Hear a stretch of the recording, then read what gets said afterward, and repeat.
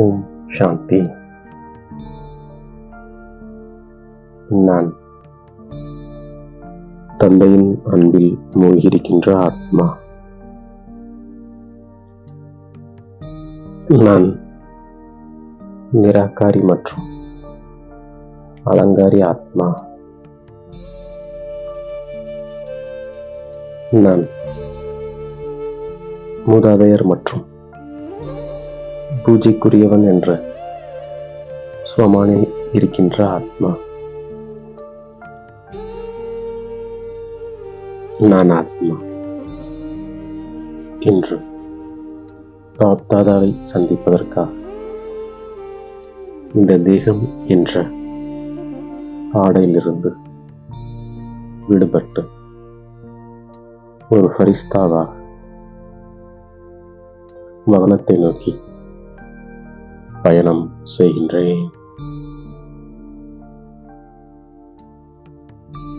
பாப்தாதா என்னை சந்திப்பதற்காக ஆவலோடு காத்துக் கொண்டிருக்கின்றார்.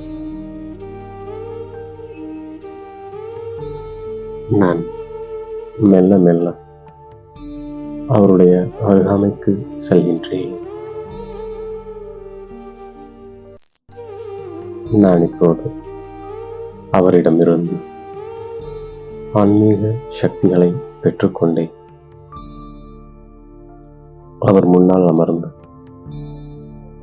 ஆன்மீக உரையாடல் செய்கின்றேன்.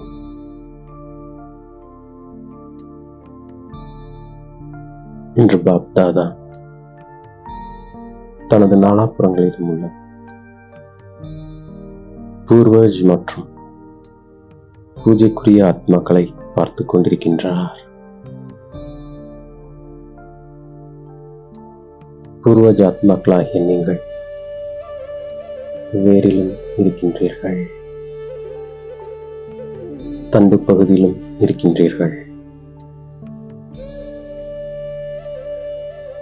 நீங்கள் முழு மரத்தின் கிளைகள் மற்றும் இலைகளை பராமரிக்கும் சக்தியை கொடுக்கக்கூடிய மூதாதையர்கள் ஆவீர்கள். நீங்கள் பூர்வஜாக இருப்பதன் கூடவே பூஜைக்குரியவர்களாகவும் இருக்கின்றீர்கள். எப்படி பிரம்ம பாபா கிரேட் கிராண்ட் ஃபாதரும், அதே போல நீங்கள் மாஸ்டர் கிரேட் கிராண்ட் ஃபாதர் ஆவீர்கள்.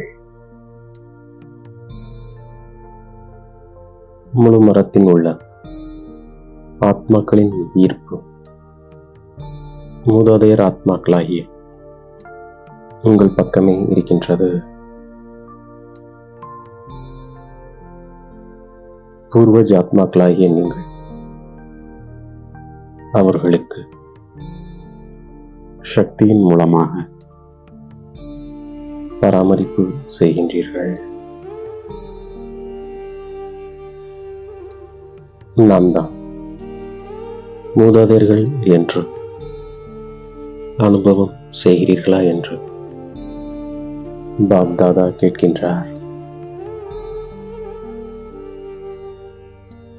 நானும் ஆம் தந்தையே என்று பதில் கூறுகின்றேன். இப்போது காலத்தின் தேவைக்கேற்ப பூர்வஜ ஆத்மாக்களாகிய நீங்கள் அனைவருக்கும் மனதின் மூலமாக அவர்களுக்கு சக்திகளை வழங்கி பராமரிக்க வேண்டும்.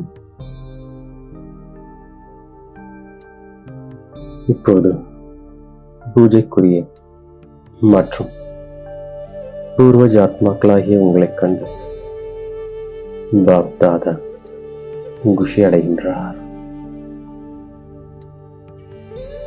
தந்தையின் இதயத்திலிருந்து ஆஹா, எனது மனிதகுல மரம் பூர்வஜ் மற்றும் பூஜைக்குரிய ஆத்மாக்களே ஆஹா என்ற பாடல் இதயத்திலிருந்து மீண்டும் மீண்டும் ஒலிக்கின்றது. பாப்தாதா ஒவ்வொரு குழந்தையையும் உங்கள் சுயமரியாதைக்கேற்ப தந்தைக்கு நிகரான, நிறைவான மற்றும் முழுமையான நிலையில் பார்க்க விரும்புகின்றார். மேலும் சதா என்ற வார்த்தையை ஒவ்வொருவரும் தங்கள் புருஷார்த்தத்தில் சேர்த்துக் கொள்ள வேண்டும். பாப்தாதா உங்களை சிறந்த சுயமரியாதை கொண்ட ஆத்மாக்களாக பார்ப்பது போல நீங்களும் அத்தகைய சுய மரியாதை கொண்டவர்களாக பார்க்க வேண்டும். இப்போது திரும்புவதற்கான பயணம் செய்ய வேண்டும்.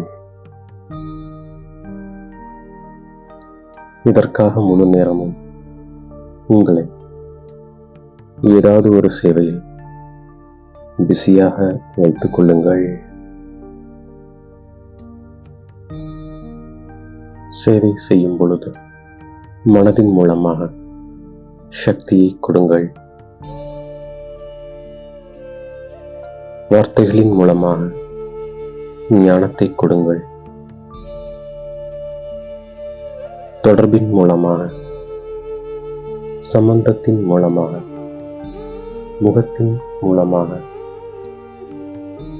ஏதாவது ஒரு தாக்கம் சேவையில் ஏற்பட வேண்டும்.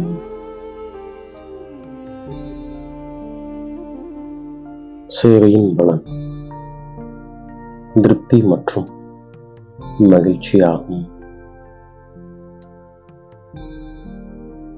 நீங்கள் உங்கள் சேவையின் துணைவர்கள் மற்றும் சூழ்நிலை அனைத்தும் திருப்தியான அதிர்வலைகளில் இருக்க வேண்டும். சேவையில் வெற்றிக்காக கருவி என்ற உணர்வு, பணிவான எண்ணம், தூய்மையான பேச்சு, இவை அனைத்தும் சேவையுடன் இருந்தால் நீங்களும் திருப்தியாக இருப்பீர்கள். சகாக்களும் திருப்தியாக இருப்பார்கள். மேலும் யாருக்காக சேவை செய்கிறீர்களோ அவர்களும் முன்னேறி செல்வார்கள். இன்றிலிருந்து யாரையும் ஆத்ம ரூபத்தில் பாருங்கள். இந்த பிராமண குடும்பம் ஒரு மிகச்சிறந்த குடும்பம். ஒரு கல்பத்தில் ஒரே ஒரு முறைதான் இந்த ஈஸ்வரிய குடும்பம் கிடைக்கின்றது. இந்த ஞானத்தின் அஸ்திவாரம் நம்பிக்கையாகும். நிச்சய புத்தி இருந்தால் சகஜ புருஷார்த்தி ஆகிவிடுவீர்கள். பிராமண குடும்பத்தின் விசேஷ பணி ஆசீர்வாதம் கொடுப்பது மற்றும் ஆசீர்வாதம் பெறுவது ஆகும். பிராமண குடும்பத்தின் ஒவ்வொருவரின் கடமை நல்ல எண்ணங்கள், நல் வாழ்த்துக்கள் கொடுப்பது மற்றும் சுப பாவனை மற்றும் சுப காமனா பெறுவதாகும். நான் ஒரு பிராமண ஆத்மா. என்னுடைய சோமான் என்பது பிறருக்கு உபகாரம் செய்வதுதான். இதை எப்போதும் நினைவில் வைத்துக் கொள்ளுங்கள்.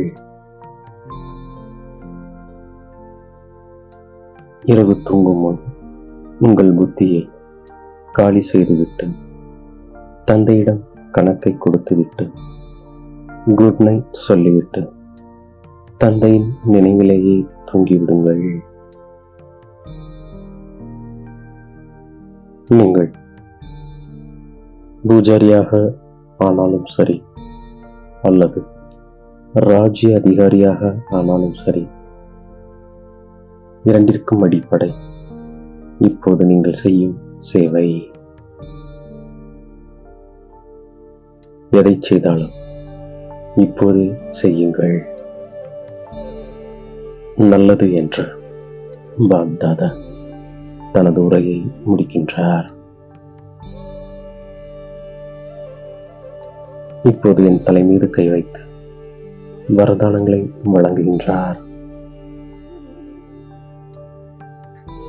இப்பொழுது உழைப்பிலிருந்து விடுபட்டு அன்பில் மூழ்கி விடுகின்ற ஆத்மா பறந்து கொண்டு செல்கின்ற மற்றும் மற்றவர்களையும் பறக்க வைக்கின்ற ஆத்மா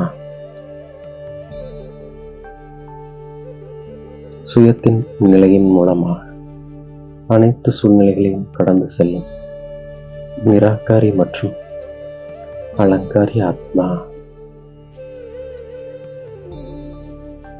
சகிப்புத்தன்மையுடைய ஆத்மா.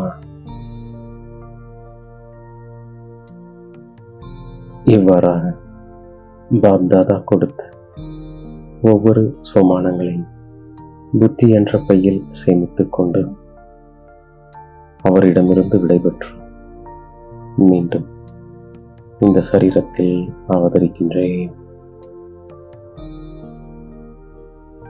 ஓம் சாந்தி.